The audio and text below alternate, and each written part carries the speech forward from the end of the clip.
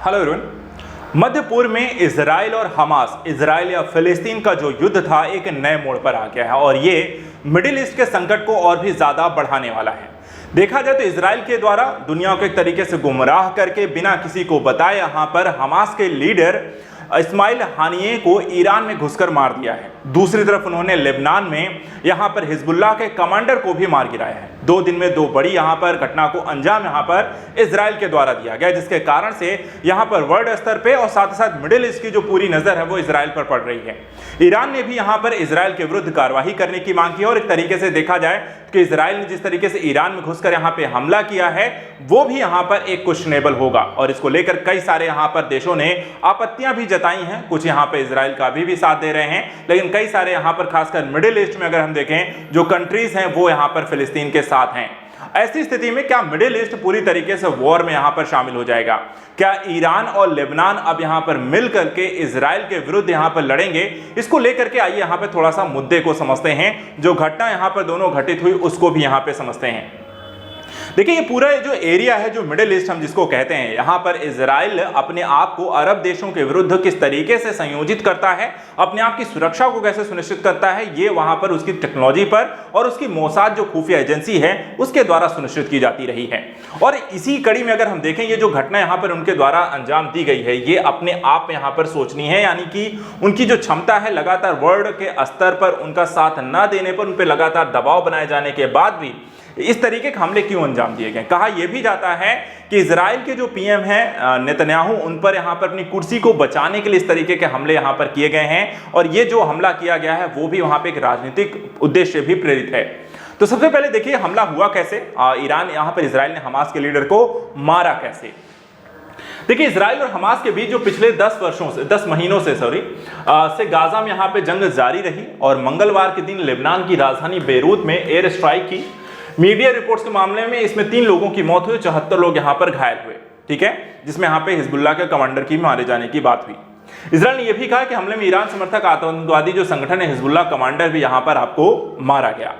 मारे गए कमांडर का नाम जो है हज मोहसिन उर्फ फुआद शुक्र बताया जा रहा है और इजरायली सेना ने हमले की पुष्टि की है और कहा है कि उसने बेरूत के दक्षिण उपनगर में एक आतंकवादी को निशाना बनाया था, यानी एक हमला जो यहां पर पहले किया गया कि हिजबुल्लाह के कमांडर को मारा गया लेबनान में। और शनिवार को देखा तो हिजबुल्लाह ने इजराइल पर पिछले 10 महीनों का सबसे बड़ा यहां पर हमला किया था और आतंकी संगठन लेबनान ने गोलन हाइट्स के फुटबॉल ग्राउंड पर भी यहां पर निशाना बनाया था, जिसके बाद से यहां पर यह काफी एक विभत्सकारी स्थिति यानी युद्ध की जो स्थिति थी वो लगातार और भी ज्यादा गहराती चली जा रही है। इसके बाद हम यहां पर देखें तो इस घटना में अगली जो कड़ी यहां पर जुड़ जाती है वो IRGC ने बुधवार सुबह बताया कि तेहरान में हानिये के ठिकाने पर रात 2 बजे यहां पर भारतीय समयानुसार सुबह 4 बजे मिसाइल से एक हमला किया गया। इस हमले में देखें जो तो हानिये और उसके एक बॉडीगार्ड की मौत हो गई, यानी कि उसकी पुष्टि की जा चुकी है। सऊदी के अल हदात अगर न्यूज की यहां पर माने तो उनके मुताबिक हमास चीफ को कतर की राजधानी दोहा में सुपुर्दे खाक कर दिया जाएगा और हानिये की अगुवाई में ही हमास ने इससे पिछले साल 7 अक्टूबर के दिन 75 सालों का सबसे बड़ा हमला जो है इजराइल पर किया था और इसमें करीब 1200 से अधिक लोगों की मौत हो गई थी, जिसके बाद ही इस घटना के बाद ही इजराइल वर्सेस हमास का यह युद्ध शुरू हुआ था और फाइनली यहां पर इस व्यक्ति को इजराइल के द्वारा मार गिराया गया है।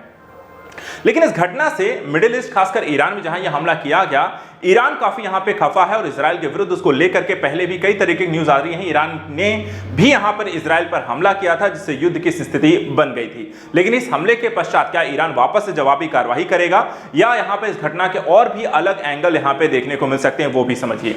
देखिए हानिये के शव के पास प्रार्थना यहां पे सुप्रीम लीडर खामनेई ईरान के यहां पे सुप्रीम लीडर हैं और हानिये के शव के पास वहां पर इस्लामी प्रथा के अनुसार सारी यहां पर प्रक्रियाओं को उनका आयोजन, सभाओं का आयोजन किया गया। आमतौर पर देखा जाए वरिष्ठ कमांडर हैं, अधिकारियों के द्वारा इसका आयोजन किया जाता है और ये कार्यक्रम जो है तेहरान की यूनिवर्सिटी में आयोजित किया गया। इसी कार्यक्रम के दौरान अगर हम देखें तो खामनेई ने इससे पहले राष्ट्रपति रईसी और ईरान के टॉप कमांडर कासिम सुलेमानी की मौत के बाद इस तरह का आयोजन किया था, वो भी एक बड़ी घटना जिसमें इजराइल के हाथ होने की बात कही गई थी। ईरान यहाँ पे कहता है कि हानिये की मौत के लिए अमेरिका जिम्मेदार है, और ईरान ने यह भी कहा है कि इस्माइल हानिये की मौत के लिए अमेरिका जो है जिम्मेदार है, और यहाँ पर कहीं ना कहीं इजराइल और ईरान अमेरिका मिल करके इस तरह के हमले यहाँ पर कर रहे हैं। वहीं अल जजीरा के मुताबिक अल जजीरा कहता है कि ईरान ने अमेरिका मिडिल ईस्ट में इजराइल का समर्थन करता है, इसलिए इजराइल के इस कदम के लिए अमेरिका भी जिम्मेदार है। यानी कहने का मतलब है कि देखिए, हमेशा इजराइल का जो पक्ष लेता है वो अमेरिका लेता है, और इजराइल के हर एक कहते हैं एक्शन की जो कहानी है वो यहाँ पर अमेरिका को पता होती है, और इस हमले के पीछे भी कहीं ना कहीं यहाँ पर अमेरिका का सपोर्ट इजराइल को है। आपने देखा होगा कुछ समय पहले इजराइल के जो राष्ट्रपति थे प्रधानमंत्री बेंजामिन नेतन्याहू यहाँ पर अमेरिका की यात्रा करते हैं, वहां पर वो कमला हैरिस और जो बिडेन से मिलते हैं, जिसके बाद यहाँ पर एक तरीके से अमेरिका में राष्ट्रपति यहाँ पे चुनाव होने हैं, लेकिन उससे कुछ समय के पश्चात इस तरह की घटनाओं को अंजाम देना ये दिखाता है कहीं ना कहीं जानकारियों का आदान प्रदान हुआ, और अमेरिका को यह जानकारी जरूर रही है। अब आइए यहां पर बात करते हैं हानिये की मौत पर रिएक्शन क्या आया है, यानी कि वर्ल्ड यहां पर कैसे रिएक्ट कर रहा है, किन देशों ने यहां पर किसका समर्थन किया है। अब यहां पर अगर हम देखें तो रूस यहां पर क्या कहता है। देखिए, रूस का कहना है कि रूसी डिप्टी फॉरेन मिनिस्टर ने कहा है यह राजनीतिक एक हत्या है, इसे स्वीकार नहीं किया जाएगा, और मिडिल ईस्ट में इससे यहां पे टकराव बढ़ सकता है। यानी कि रूस जो है इजराइल के हमले के यहां पर समर्थन नहीं करता है, और मिडिल ईस्ट में यहां पर युद्ध की स्थिति की बात बताता है। चीन कहता है, विदेश मंत्रालय कहता है हानिये की मौत का विरोध करते हैं, और यह घटना इलाके में तनाव को और बढ़ा सकती है। यानी कि एक और देश रशिया और चीन यहां पर अब देखें सहयोगी एक तरीके से हो चुके हैं, और दोनों ने इजराइल का विरोध कर रहे हैं। अमेरिका का भी देखा जाए तो दोनों विरोध करते हैं। वहीं टर्की की बात करें तो विदेश मंत्रालय ने कहा कि जघन्य अपराध इसे माना है। हानिये की मौत बताती कि इजराइल ने नेतन्याहू सरकार को यहां पर शांति नहीं पसंद है, वो शांति नहीं चाहते हैं। टर्की भी एक ऐसा देश है जो इजराइल का लगातार विरोध करता रहा है। ईरान देखें, यहां पर उनका विदेश मंत्रालय कहता है कि हानिये की हत्या ईरान और फिलिस्तीन के बीच के रिश्ते को मजबूत करेगी, और हानिये की शहादत को यहां पे बेकार नहीं दिया जाएगा, जिससे एक अंदेशा यह भी लग रहा है कहीं ना कहीं ईरान यहां पे पलटवार करेगा, और इजराइल और हमास हो सकता है ईरान जो है लेबनान और हमास को साथ में लेकर इजराइल के विरुद्ध यहां पे हमले करे। कतर की क्या बात है, तो कतर के विदेश मंत्रालय ने कहा है कि यह एक जघन्य अपराध है, इससे इलाके में तनाव बढ़ सकता है। इजराइल गाजा में लगातार आम नागरिकों को निशाना बना रहा है, और पूरे क्षेत्र में यहाँ पे अराजकता फैल रही है, और एक तरीके से कतर में इस्माइल जो हानिये रहे हैं उनका परिवार और वो खुद यहाँ पर काफी लंबे समय तक हमास के जो लीडर रहे हैं वो कतर में रहे हैं, तो ये यहाँ पर कतर लगातार उनका एक सपोर्ट करता रहा है। काफी सारा यहाँ पे मध्यस्थता का काम भी कतर के द्वारा किया गया है। इराक की बात करें तो यहां अंतर्राष्ट्रीय कानूनों का उल्लंघन बताया गया है इराक के द्वारा। इराक ने हमास के हमले का भी विरोध किया, और इराक के विदेश मंत्रालय ने कहा है इस तरह के ऑपरेशन अंतर्राष्ट्रीय कानूनों का उल्लंघन है। हम इस दुख की घड़ी में फिलिस्तीन के लोगों के साथ हैं, और उम्मीद करते हैं ऐसे हमलों को रोकने के लिए अंतर्राष्ट्रीय समुदाय यहां पर आवाज उठाएगा। यानी कि बड़े देशों के द्वारा, खासकर मिडिल ईस्ट के देशों के द्वारा जिस तरीके से प्रतिक्रिया दी गई है वो यहां पर इजराइल विरोधी है। इसके अलावा चीन और रशिया जैसे जो बड़ी ताकतवर यहां पर कंट्री है, मिलिट्री पावर है, जो अमेरिका के विरोधी हैं, वो भी यहां पर फिलिस्तीन यानी हमास के लीडर का एक तरीके से समर्थन करते हुए दिखाई देते हैं। अगर हम बात करें हमास को चलाने वाला जो स्ट्रक्चर वर्तमान समय का रहा है, उसमें ज्यादातर लीडर्स की यहां पर हत्या की जा चुकी है। ऐसे में यहां पे जो लीडर यहां पर हमास की स्थिति है, देखिए एक पोलित ब्यूरो होता है हमास का, जिसमें 15 सदस्यों की एक बॉडी होती है, जिसके प्रमुख यहां पे थे इस्माइल हानिये, इन्हीं की यहां पर हत्या की गई है। इसके नीचे एक होती है शूरा काउंसिल, इसमें सुझाव देने वाली बॉडी होती है जो पोलित ब्यूरो को यहां पर चुनती है। अब इसी में हम देखें तो एक वेस्ट बैंक के मामले देखने के लिए और कैद सदस्यों के मामले देने के लिए दो अलग अलग व्यक्तियों को यहां पर नियुक्त किया गया है। जिसे यहां पर वेस्ट बैंक के मामले आपको देखते हैं सलेह अल अरूरी, वहीं कैद सदस्यों के मामले देखते हैं मुखिया सलामेह कटवी। दूसरी तरफ अगर हम देखें यहां पर गाजा के जो मामले यहां पर हैं, मुखिया याहिया सिनवार देखते हैं। वहीं डायस्पोरा जो फिलिस्तीन डायस्पोरा है, इसके मामले में जो देखते हैं मुखिया खालिद मिशाल हैं।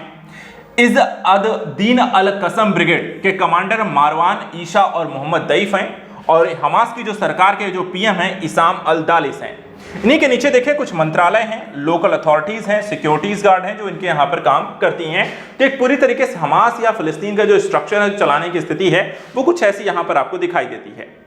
और अब तक अगर हम बात करें, कई बड़े यहाँ पर हमास के लीडर्स की हत्या की जा चुकी है, जिसमें 5 बड़े नेताओं को मारा गया है, जिसमें है मार्च 2004 में हमास के फाउंडर अहमद यासीन को, उसके बाद अप्रैल 2004 में हमास के को फाउंडर अब्दुल अजीज रंतिसी को, जनवरी 2020 में हमास के मिलिट्री लीडर याह्या अय्याश को, जनवरी 2024 में यहाँ पे सीनियर लीडर सालेह अल अरूरी को, और जुलाई 2024 में हमास का पॉलिटिकल चीफ इस्माइल हानिये को यहाँ पर मार दिया गया है। अब चलिए यहाँ पे बात करते हैं अमेरिका क्या कहता है इस हमले के पश्चात। देखिए अमेरिका यहाँ पर थोड़ा सा कन्नी काटने की कोशिश करता हुआ दिखाई देता है और अमेरिका कहता है कि हमले की जानकारी हमें नहीं थी। अमेरिका के विदेश मंत्री एंटनी ब्लिंकन जो है मिडिल ईस्ट के तनाव बढ़ने के खतरे के बीच कतर के पीएम अल थानी से फोन पर उन्होंने बात भी की तुरंत, और इस दौरान उन्होंने बेरूत और तेहरान में हुए हमलों की भी चर्चा की है।